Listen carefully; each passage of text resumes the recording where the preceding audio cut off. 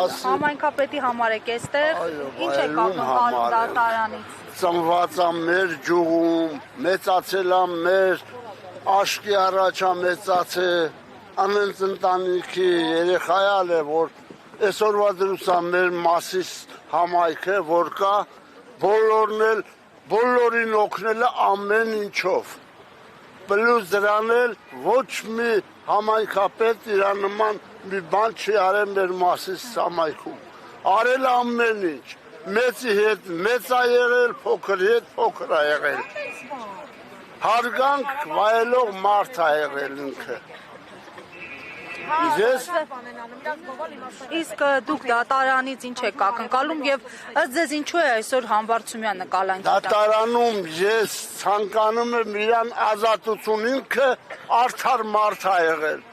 Արդարությունը պետք է որոշի, որ ինքը եղել է արդար։ Նիկոլի մարդիկ շատ են եղել, այսօր Նիկոլը շատ մարդուն ասած վայիս եղել։ Մենակ Դավիթ Համբարձումյանին չի, ամբողջ երկիրը, ամբողջ Հայաստանը Նիկոլի ձեռը վառվում է։ Ինչի համար, որովհետև մեկին մի լավություն չի անում, բացի վատությունից։